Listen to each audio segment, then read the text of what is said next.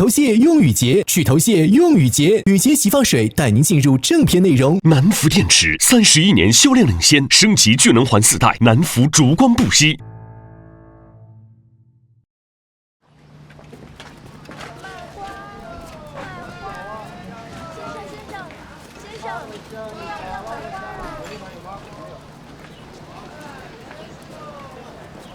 师傅，里面怎么了？不知道，抓人呢？抓到了还是跑了呀？不清楚。我这也能先放您这儿吗？我一会儿过来拿。哦，好的，没问题。谢谢啊。我跟你说，这个年头动不动就抓人。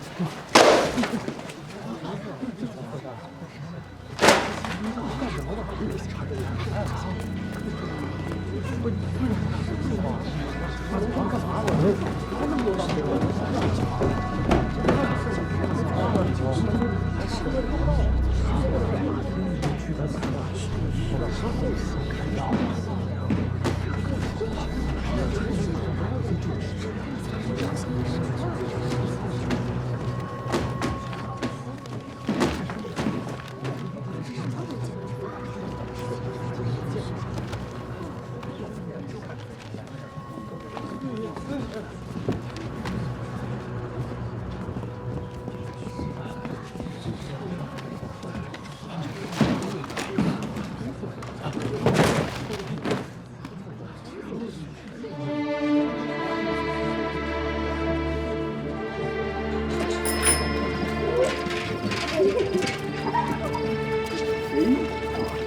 陈队长下班了。队长，陈队长回来了，谢红给在屋里了啊。你说什么？谢红给在了屋里了。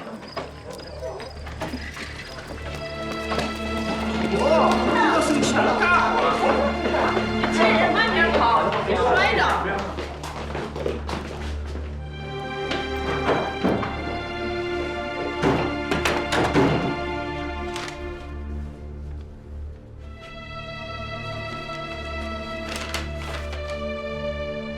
入秋顿凉，若家中生变，勿念。愿你桥都坚固，隧道都光明。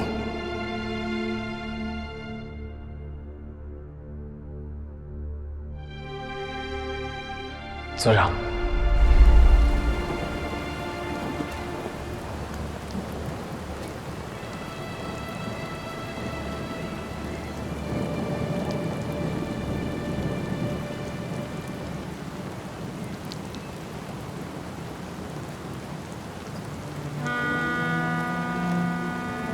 组长，这是我登记户口的收获，这些都是作废的，还没有到公安局注销的户籍卡。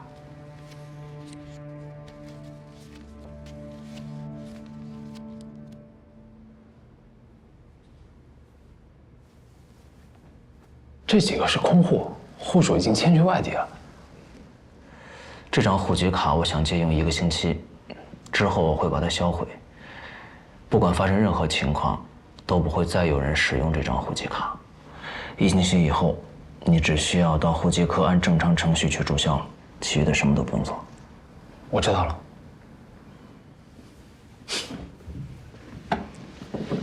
你小子是不是想问我，什么时候结束休眠状态？什么时候？还要再等等。中央已经派同志到上海来做组织重建工作，但是毕竟白区破坏的太严重了，眼下最重要的是保存实力。如果不是这次情况过于特殊，我其实都不应该拜托你来帮我提供证件。我明白，我也会耐心等待的。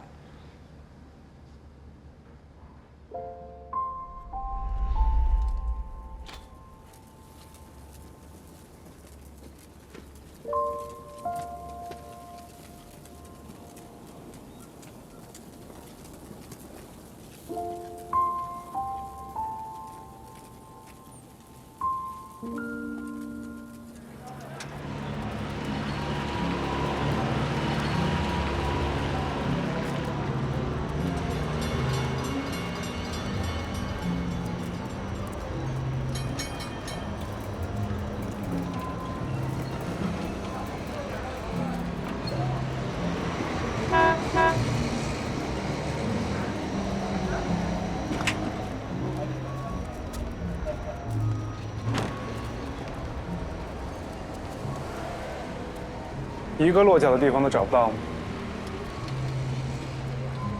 我不知道应该找谁。你在上海没有亲戚吗？你父母的朋友呢？我都不认识。不过我有一个法语老师，可是他前几天就已经离开上海了，也不知道他什么时候能回来。我现在也不能回自己家了，是不是？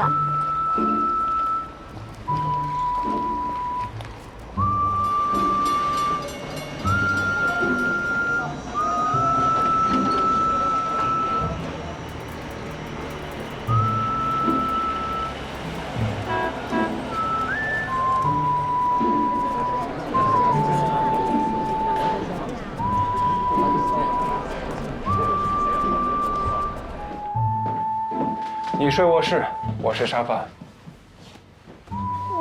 哥哥，你是从其他地方来上海的吗3天后回南京的火车票我已经买好了，在此之前你都可以住在这儿。我也会替你付1日3餐的饭钱，除此之外，我不负责你的其他事情，同意吗？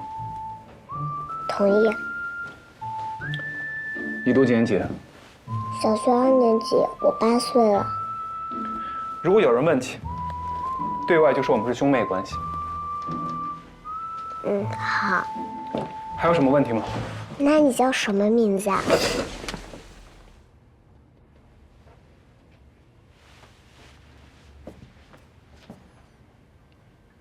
我叫华珍。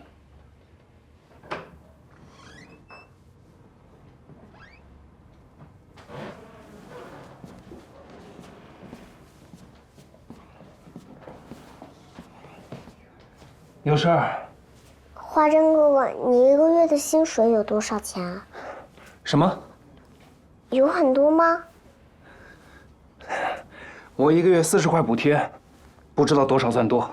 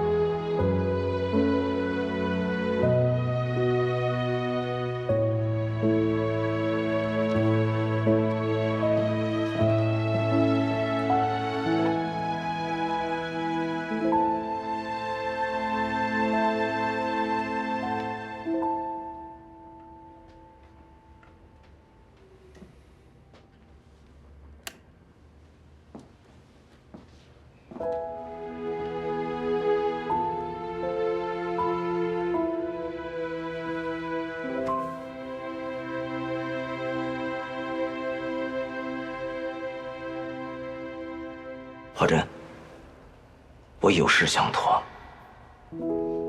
这件事对你很重要吗？至关重要，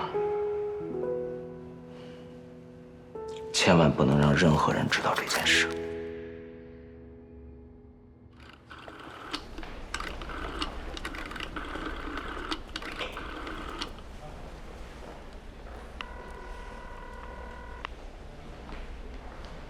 哥，是我。拜托你帮我打听一件事儿。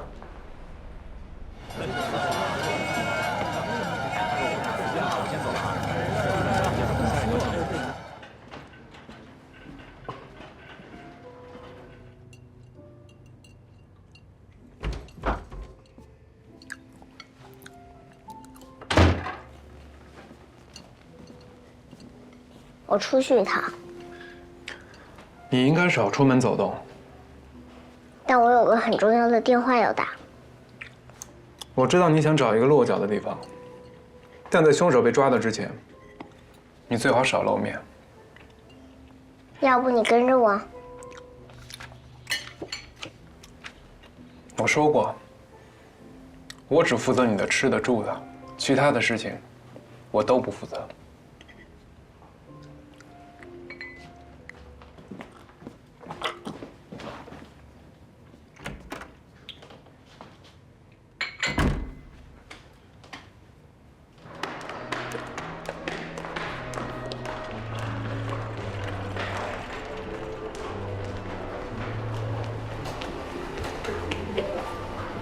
姐姐，我想用一下电话，好吗？小妹妹，你怎么是一个人啊？你父母呢？他们怎么没有陪着你啊？他们住的房间呢。哦，小妹妹，你一个小孩子在我们饭店，万一出了什么事儿，我们是要担责的。你看这样好不好？你把房间号写下来，万一有事儿啊，我也好通知你的父母，好吗？写在这儿就行了。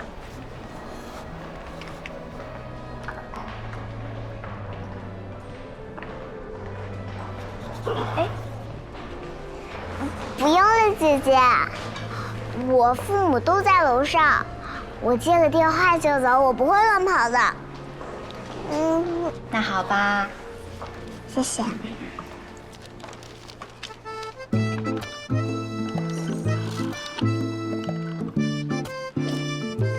歌词，我只有这么多了，都给你吧。谢谢你，一墨。我现在能找你借一点点钱吗？就一点点。多慈，给你。这些钱我会还给你的。你爸爸妈妈呢？那个罗岩在家吗？再见，再见，再见。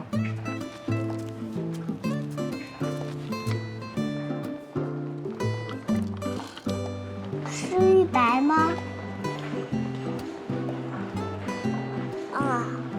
好，谢谢哈，玉白。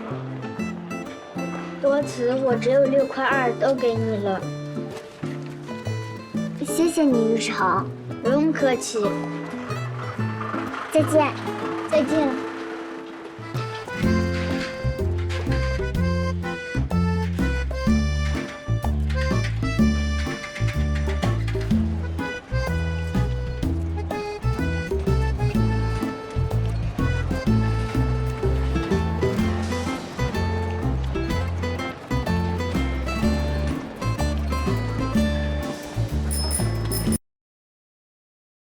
一到晚上就没精神，用肾宝片，精力旺盛，他好我也好。汇仁肾宝片带您进入正片内容。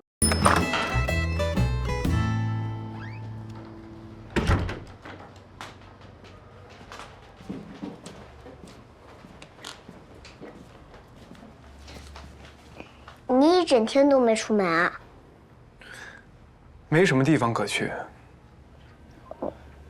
哦。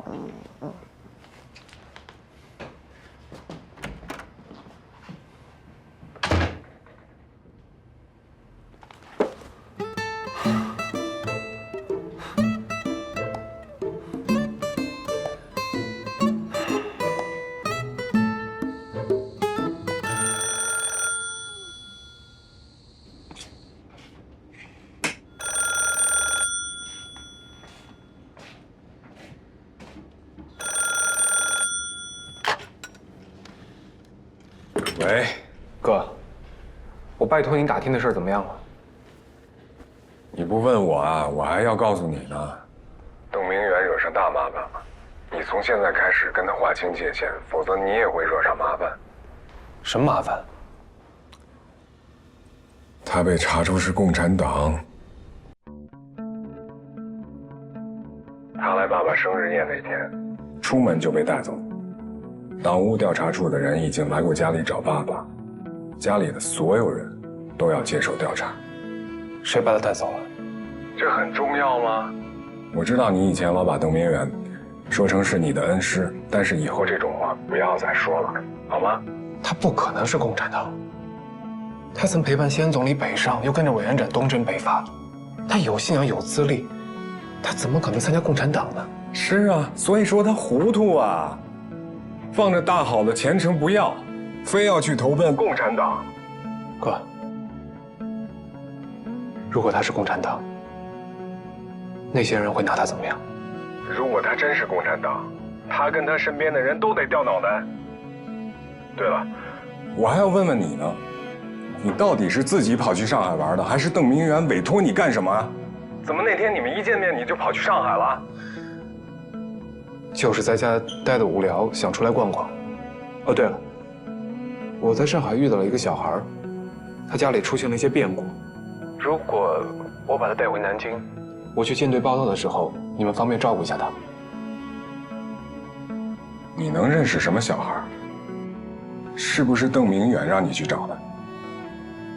华山，我现在正式警告你，邓明远在上海也有同党，你不光要跟他划清界限，他身边的人和事你都不能沾染。如果你敢把邓明远的人带回来，咱们全家都得受牵连。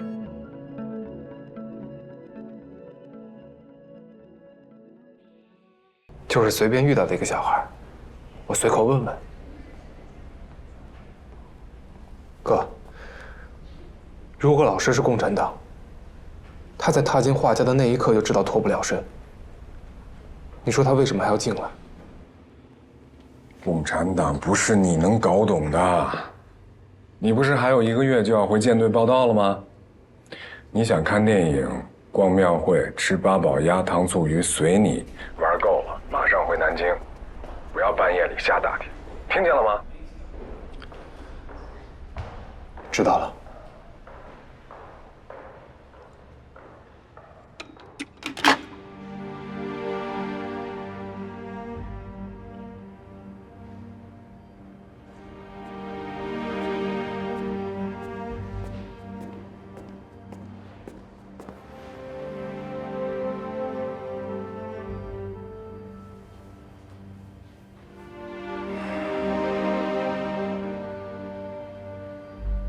邓明远惹上大麻烦了，他被查出是共产党，你从现在开始跟他划清界限，否则你也会惹上麻烦。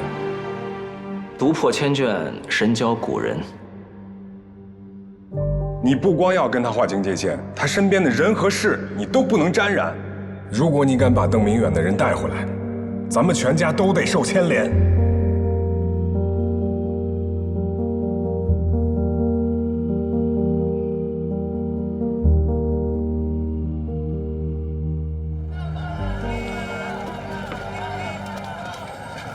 先生，收据您拿好。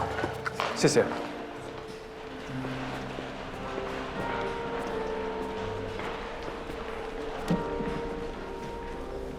手续我已经办好了，也预留了足够多的房钱。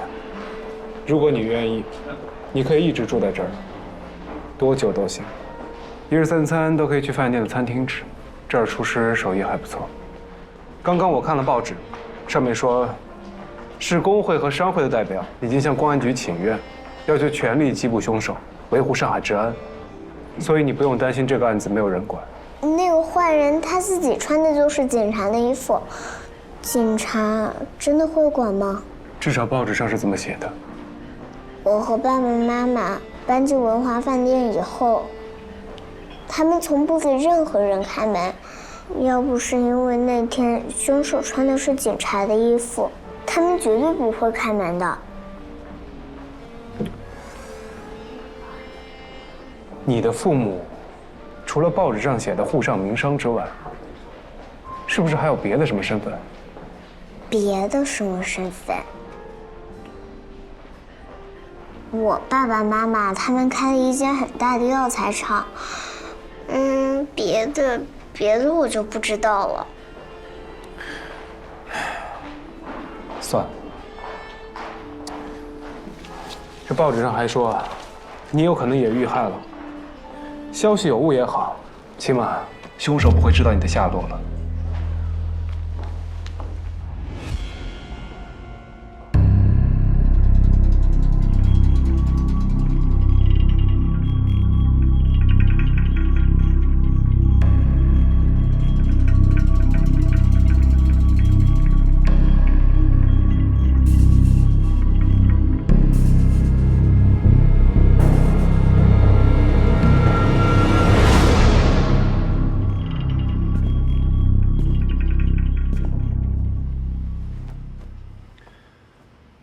走了，你就可以去下面的餐厅吃午饭了。直接拿着钥匙去就行，不用付现金。钥匙就在桌子上。花生哥哥，如果我给你一些钱，你能在上海多留一段时间吗？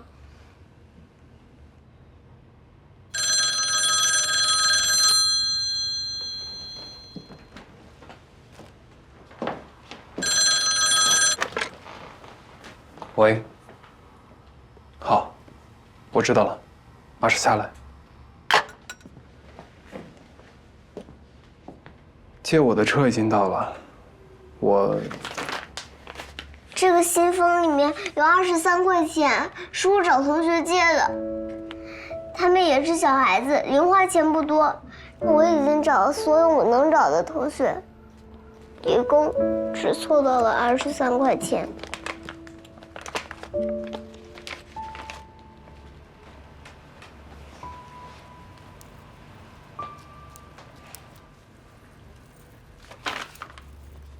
这条红宝石项链，是我6岁的时候第一次和爸爸妈妈一起逛庙会，我自己挑选的生日礼物。我用这些全部雇你替我找凶手，行吗？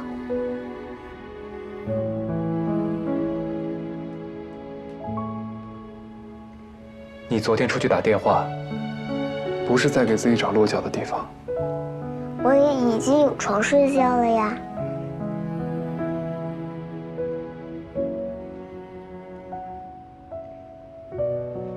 华珍哥哥，你说过你每个月能挣40块钱，我不知道这条红宝石项链能换多少钱，但这是我现在有的最好的东西。我用这些雇你1个月，行吗？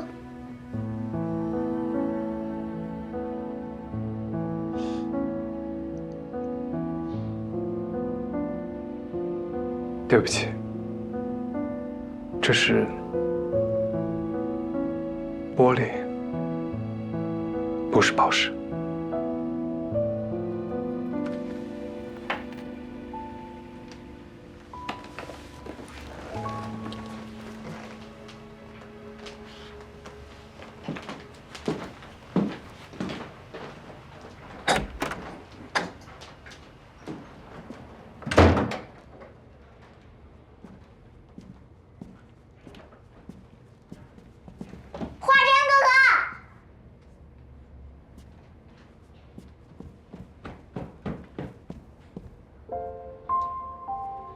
这本书我看不懂，我想把它送给你。花珍哥哥，谢谢你救了我。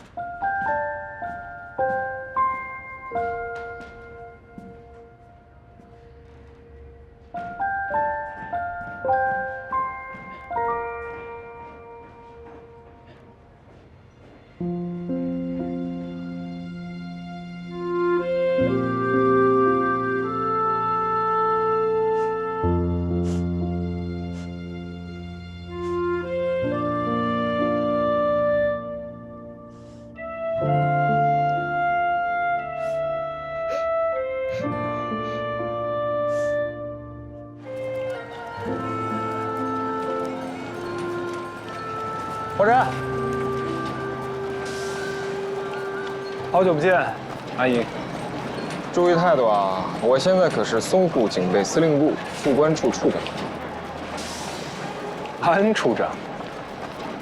闹着玩呢，走上车说。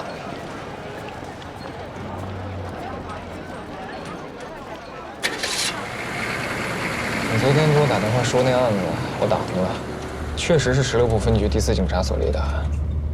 你跟被杀的那对夫妻认识啊？不认识，就是有人托我帮忙打听。这案子是有点不一样。那对夫妻在上海很有名望，按理说这种大案应该直接上调公安的局，不会在一个警察所立案。我去他们总局打听情况，对方也是跟我避重就轻。按理说我都亲自去了，如果只是个普通的刑事案，多少看在我们家面子上，也不至于跟我保密啊。所以说，可能是有问题的。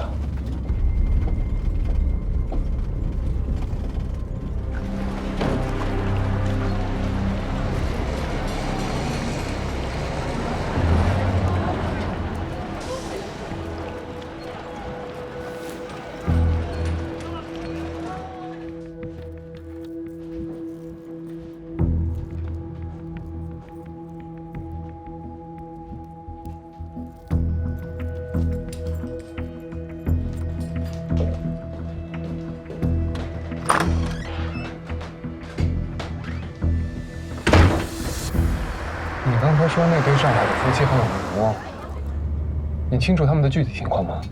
明面上那些头衔就不说了，这对夫妻没有党派，但跟政府官员来往很多，可能是因为生意的原因吧，跟海军部的人关系尤为密切。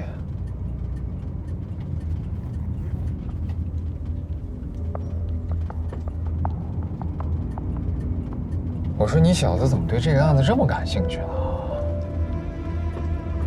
要不然干脆我给你出一招，公安局正在招新警员，你直接安排个人去应招当警察。那句话怎么说来着？兵不厌诈，撬不开敌人的嘴，咱们就打入敌人内部。这不是谍报侦察课学的吗？啊！我跟你开玩笑，那么严肃干嘛？我知道。你小子。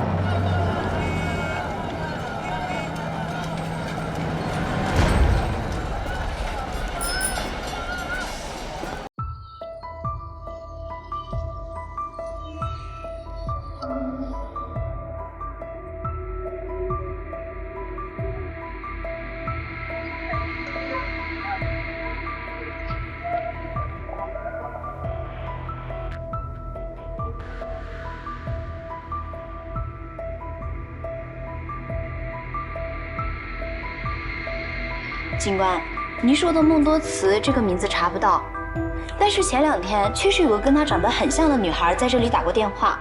我当时看她一个人，还多关心了2句。我当时让她把房间号写下来，她写了一个5，但是又抹掉了。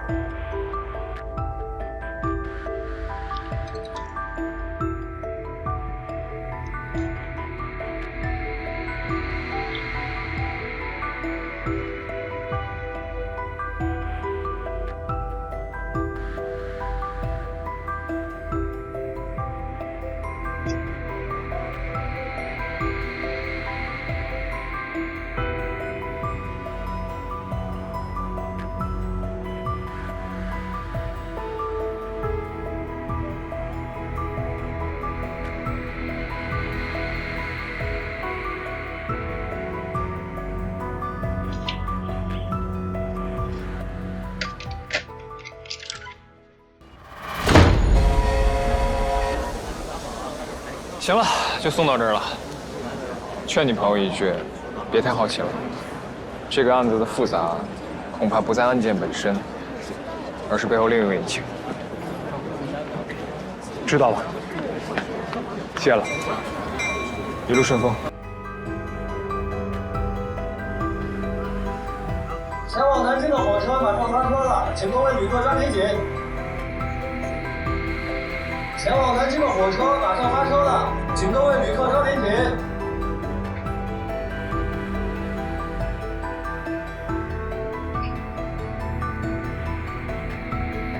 所有旅客马上就要发车了，把行李放好，注意安全。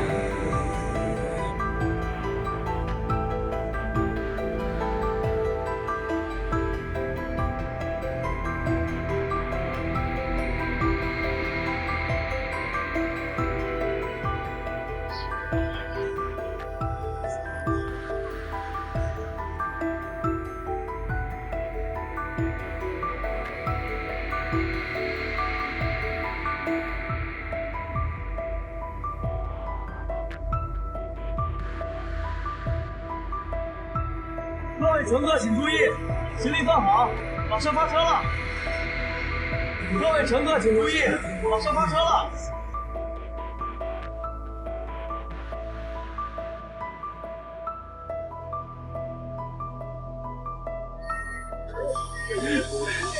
各位旅客提前出示一下证件，马上要检车票了。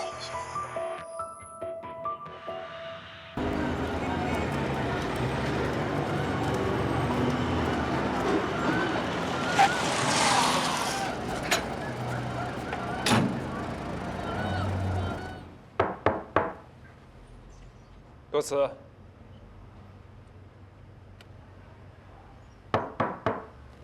多慈，是我。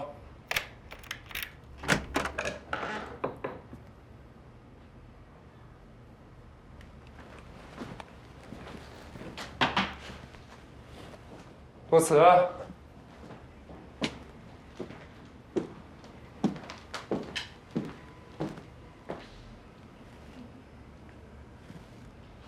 多慈，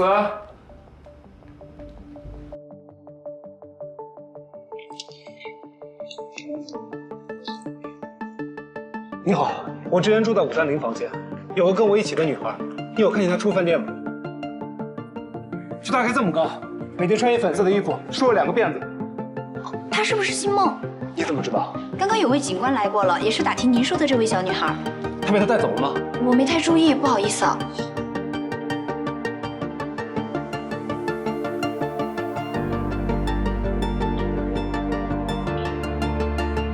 多慈，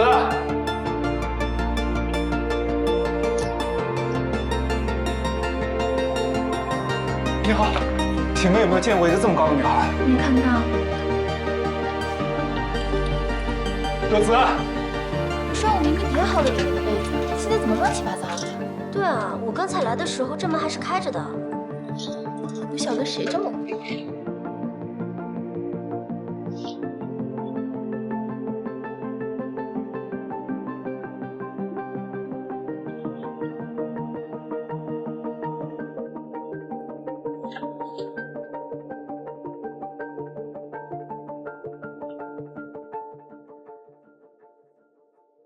孟多慈，孟多慈，是我。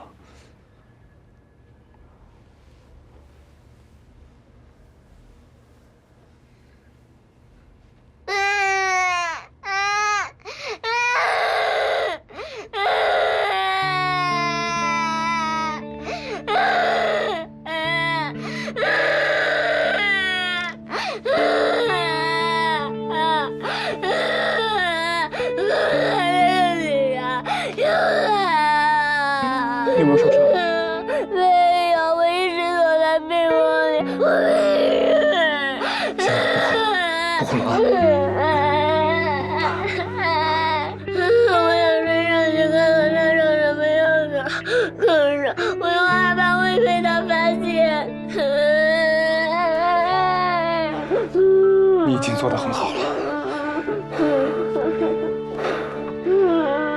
对不起。我差点酿成了一个大错。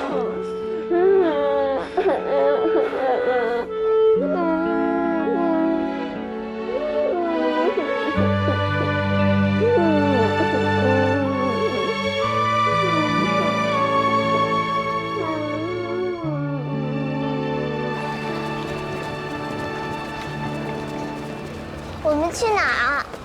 换个地方住。凶手是不是还会再来？如果他要是再来，我就去向饭店的人求助，他们说不定会帮我。可我要是走了，凶手不就找不到我了吗？不管能不能帮你找到凶手，我都不可能拿你当诱饵。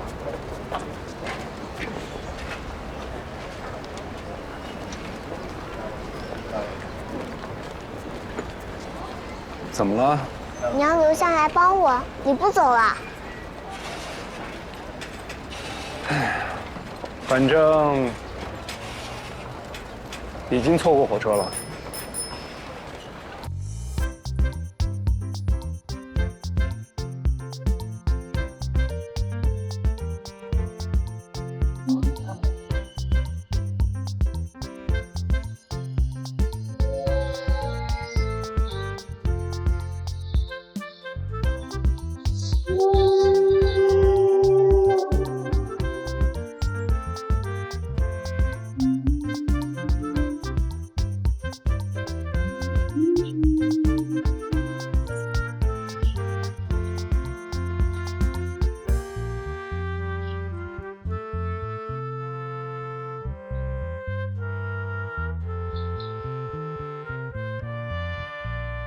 你好，哎，你好，请问还有空的房间吗？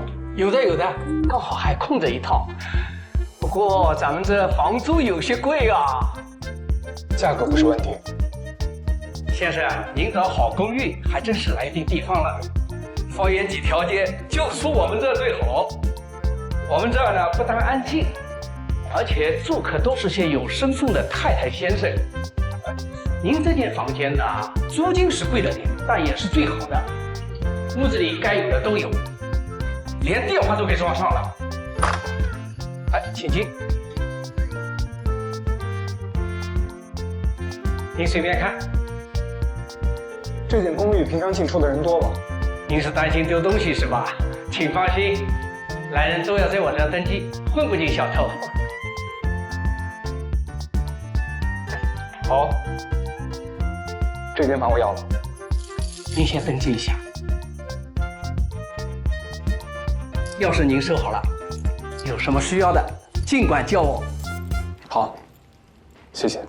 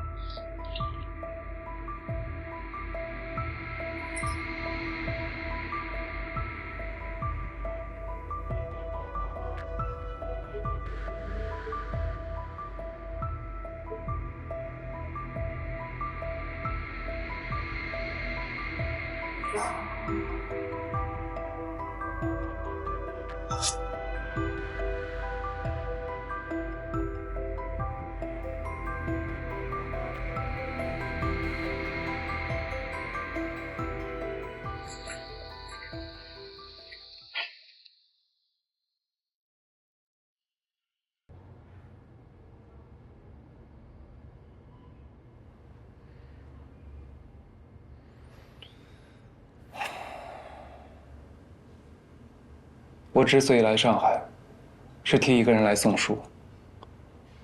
直到我看见书里的传票和证件，我才明白，我送的不是书，而是你们一家人活着的机会。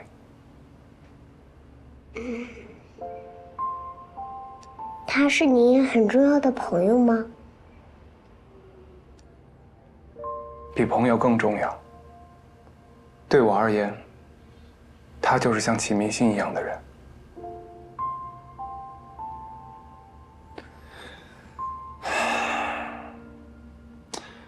现在我决定留下来，有2件事得告诉你。第一，因为一些原因，我不能带你回南京，也不能把你交给福利院或者寄养机构，因为这很有可能给他们带来麻烦。所以这段时间，你只能跟我待在一起。好。第二，对外我们就以表兄妹相称。好。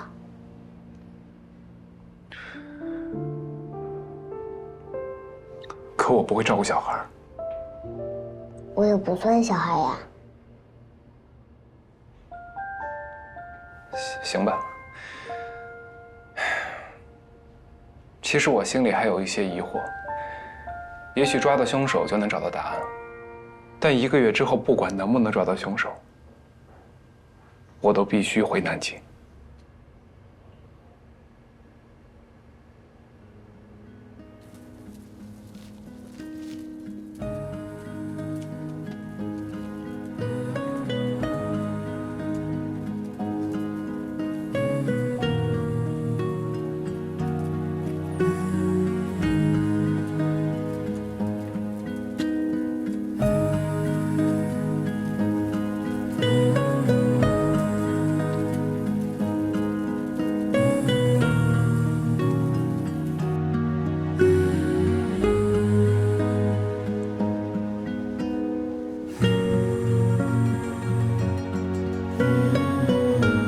这是你的新证件，这段时间你就叫黎秋实这个名字。那你呢？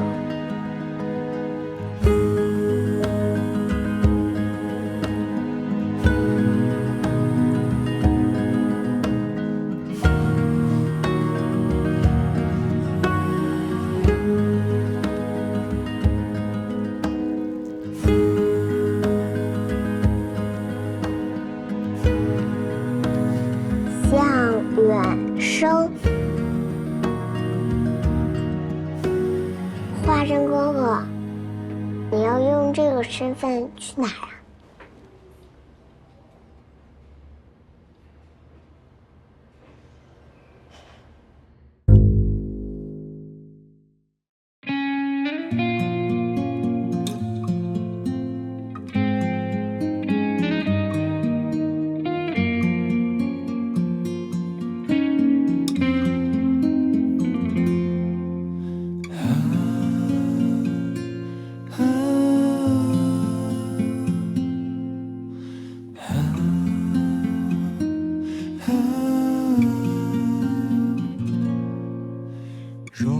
整片大地充满光明，又怎会期盼闪耀的星？藏些许微光，人间流浪，写温柔的诗，清风吟唱，满天散落的星辉，无言把彼此路照亮，盼每颗心都无恙，别怕，也不会太长。他走过彷徨，前往远方，他踏着月光寻找方向，风吹散孤单，又吹来无常，夜终将过去，黎明又明朗，满天散落的星辉，无言把彼此路照亮，盼每颗心都无恙，别怕，也不会太长，别怕，也不会太长。